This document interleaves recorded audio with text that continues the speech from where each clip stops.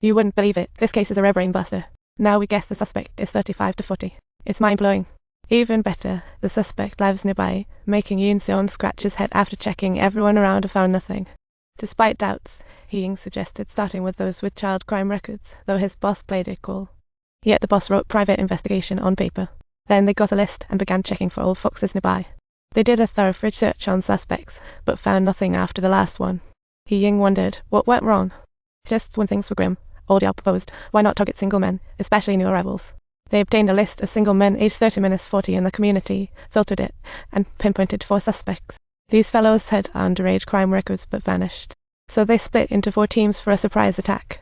When Hee-ying arrived at his targeted address, the neat layout aroused his suspicion, and the house was super close to the first dumping site, a perfect match. He called Yoon-seon and said, "Wait up, I think I found a clue." When Yoon-seon arrived, the two jumped into action.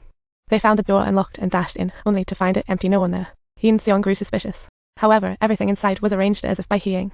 Yoon-seon opened the fridge and found the patterns matched the bodies' marks perfectly. Under the fridge was a backpack with a girl's hair clip and knives inside. They were onto something. They decided to wait for the suspect.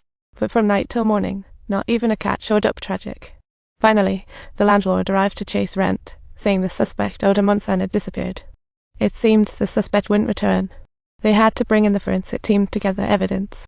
Hee-ying guessed the missing fingers were nearby, so police searched and found A quickly, but the other 2 remained elusive. All lacked the right middle and ring fingers. This was identical to the 2 fingers missing from the little girl. Was there a mind-blowing secret buried here?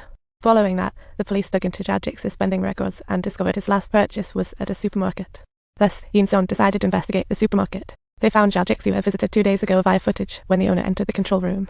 Spotting the person on footage, the owner kicked the nearby guy, saying, "The guy just left." Yoon-seon and the team ran out immediately. When Jajik heard his name called, he froze, then turned and ran. After a chase, the man out of prison for 2 months was caught. During interrogation, he admitted killing the girl. With bizarre reasoning, he intended to demand ransom, but she didn't know her parents' number and cried to go home. So he forced the girl to drink water with sleeping pills, committed beastly acts, and then took drastic measures fearing exposure. Though he confessed to all his crimes, he flat out refused to say where the girl's remaining fingers had gone. Soon after, Zhao Jixi was escorted away, expected to face severe punishment. Suddenly, a man provoked by the criminal prepared to fight back. He picked up the criminal's dropped item, saw it was a badge, and was stunned. Back home, he swapped photos. The next night, he trailed a girl walking alone, and when spotted, he calmly pulled out the police badge and claimed walking home alone was too dangerous, insisting on escorting her home. On September 12 last year, this male homeowner returned home only to find his wife murdered in the living room. Trembling, he reached for his phone to call the cops, but surprised the killer was right there. By the time he reacted, the suspect had already struck him down mercilessly, and the guy was the one who had picked up the police badge. Only 12 days later, this killer struck again in another area, leaving a family of 3 slaughtered and enjoying the rush of the aftermath. What's more chilling, after discovering she was alive, he just did the old man said. Police say serial killers can't stop once they're addicted to murder. And this suspect truly lived up to that clip. 6 days later, he rang the doorbell of yet another mansion in the dead of night. Upon hearing the homeowner, he paused, gloves wearing, but didn't quit, waiting till the homeowner left next day. He then climbed over the wall, took out the homemade hammer, and strode confidently toward the villa. The female homeowner's fate was sealed. The series of 3 murders in wealthy households finally got the attention of higher-ups, and they assigned the top investigator Yoon-seon to crack this case. Investigating crime scenes, Yoon-seon found all victims poisoned in different locations with no struggle, each killed with a single blow. Furthermore, the valuables were untouched. Comparing footprints, it was preliminarily a single perpetrator. Outside the villa, the killer watched police scurry, smiling smugly beyond the tape, directed by his actions.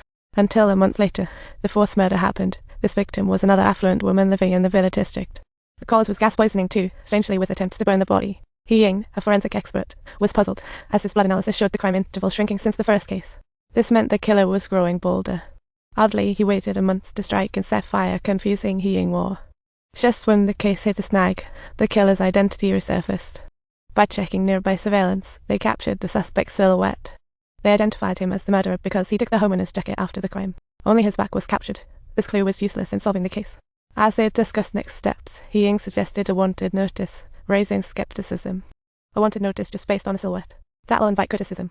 Hee-ying quickly explained the media frenzy had stressed the suspect out in the last 3 months. The suspect had laid low out of caution, but ultimately, his murderous instincts overpowered his fear, leading him to strike again a month later. Issuing a wanted notice could pressure the killer, pausing his spree, buying time for the case.